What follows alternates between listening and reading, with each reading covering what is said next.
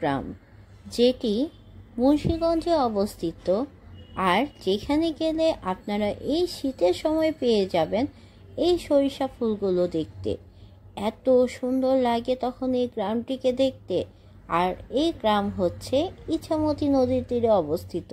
চারিদিকে যেই দিকেই তাকান না কেন শুধু সরিষা ফুল, হলুদ কালারের সরিষা ফুল ছাড়া এখানে যে গাছপালা রয়েছে সবুজ আর হলুদের যে সুন্দর একটি মনোরম দৃশ্য তা আপনারা পেয়ে যাবেন এই গ্রামে গেলে। তো শীতকাল, মোটামুটি ঠান্ডা পড়ে গিয়েছে, তাই আমি চলে গিয়েছিলাম ঘনশ্যামপুরে, সেখানে একটি ভিডিও করার জন্য এবং আপনাদের সাথে শেয়ার করব ওই গ্রামের কিছু তথ্য। এই গ্রামটা এত ছোট আর এত সুন্দর, এখানে নানা শ্রেণীর জনগণ বসবাস করে থাকে।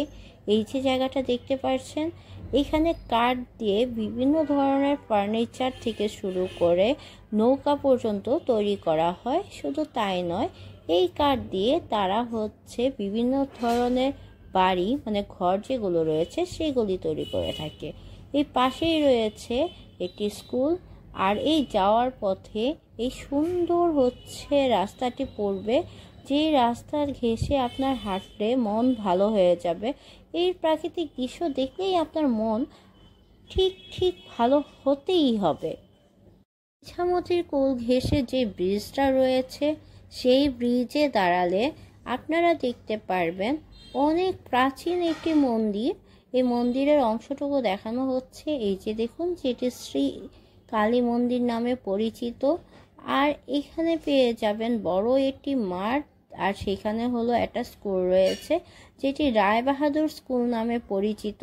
আর এটি অনেক প্রাচীন একটি স্কুল, যেখানে প্রতি বছর অনেক স্টুডেন্ট এখান থেকে বের হয়ে আসে। আর এই গ্রামে হিন্দু, মুসলিম, বৌদ্ধ, খ্রিস্টান 4 ধর্মের লোকজনই বসবাস করে থাকে এবং সবাই মিলেমিশে বসবাস করে থাকে। এখানে আপনি নদীর কোল ঘেঁষে আরও পেয়ে যাবেন জীবন, যেখানে তারা নৌকায় বসবাস করে থাকে। এই গ্রামে দেখার মতো আরো অনেক কিছু রয়েছে। এতে রয়েছে সুন্দর একটি নদী এবং তাতে রয়েছে একটি সুন্দর ঘাট। এই যে দেখতে পারতেছেন ঘাটটি, এই ঘাটের যদি আপনি বিকেলে বসেন তাহলে খুবই ভালো লাগবে। আমি গিয়েছিলাম শীতের সময়, সেই সময় শাড়ি পরে অনেকটা সময় সেখানে কাটিয়েছিলাম, অনেক সুন্দর সুন্দর ছবি এসেছিল। আর বাড়িঘর দেখতে দেখতে দেখছিলাম যে তারা কি রান্না বান্না করছে। কোথাও দেখছিলাম যে শীতের পিঠা বানাচ্ছে, যেহেতু শীতকাল চলে এসেছে। আমি দেখতে পেলাম যে সেইখানে চিতই পিঠা বানানো হচ্ছে। এই দৃশ্যটা দেখতে খুবই ভালো লাগছিল এবং গরম গরম চিতই পিঠা খেতেও খুব ভালো লাগছিল। একটি বাড়ি নয়, অনেকগুলো বাড়িতেই পিঠা বানানো হচ্ছিল। আরেকটি বাড়িতে দেখতে পেলাম যে সেইখানে ভাপা পিঠা বানানো হচ্ছিল। শীতের মৌসুমে যাওয়ার ফলে এই দৃশ্যগুলো দেখা যাচ্ছিল। দেখেই মনে হচ্ছিল যে পিঠাপুলির দেশ যে আমাদের বাংলাদেশ, এই দৃশ্য এখানে যাওয়ার পর আমি দেখতে পেলাম। তারপর আরও কিছু বাড়িতে যখন হাঁটছিলাম তখন দেখতে পেলাম যে সেখানে রস দিয়ে চিতই পিঠা বানাচ্ছিল। রস খেতে খুবই ভালো লাগে। গ্রামের বাড়ির উঠোনে অনেকেই ব্যাডমিন্টন খেলতেছিল, যেহেতু শীতের দিন তাই সব বাড়িতে এরকম দৃশ্য দেখা যাচ্ছিল। আর এই এলাকার যারা রয়েছে তারা খুবই মিশুক। আর অনেক দিন হয়েছে আমিও ব্যাডমিন্টন খেলি না, তাই হাতে র্যাকেট নিয়ে নেমে গেলাম যে এদের সাথে কিছুটা টাইম স্পেন্ড করি। আর ছোটকালের কথা মনে পড়ে যাচ্ছিল। গ্রামের প্রতিটা বাড়ির সামনে এরকম উঠোন রয়েছে, ভালো স্পেস রয়েছে, সেইখানে খেলাধুলা করতে গিয়ে ছোটকালের কথা মনে পড়ে গিয়েছে।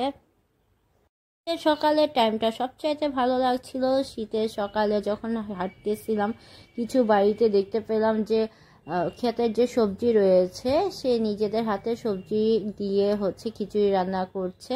অনেকে মুরগি পালন করে থাকে, সেই মুরগি দিয়েও খিচুড়ি রান্না করছে। আমিও একটু নেড়ে টেড়ে দিলাম, আর সময়টা খুবই ভালো যাচ্ছিল। মুন্সিগঞ্জে খুব ছোট একটি গ্রাম এটি। এইখানে গেলে আপনারা বর্তমানে সরিষার ক্ষেত দেখতে পারবেন, সরিষার ফুল দেখতে পারবেন। শুধু তাই নয়, বর্তমানে এখানে সূর্যমুখী ফুলও দেখা যাচ্ছে। আর নদী থাকার কারণে বিকেলবেলায় এই জায়গাটা খুবই ভালো লাগে। শীতের বেলা কুয়াশার সময় হাঁটতে পারলে তো মন একদমই ভালো হয়ে যায়। আর শুধুই তাই নয়, এখানে হলো সরু কিছু রাস্তা রয়েছে।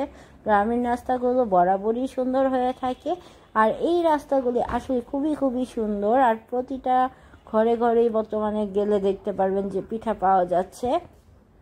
প্রোগ্রাম হওয়া সত্ত্বেও কিভাবে যে সময়গুলি চলে গেল ওই পিঠাপুলি খেতে খেতে, চারিদিক ঘুরতে ঘুরতে, দিনগুলো খুবই সুন্দর ছিল।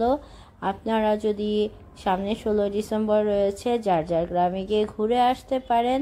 আর কেউ যদি ঘনশ্যামপুরে যেয়ে থাকেন তাহলে অবশ্যই কমেন্টস করে জানাবেন। আমি এরকম নতুন নতুন জায়গার ভিডিও নিয়ে আপনাদের সাথে চলে আসব।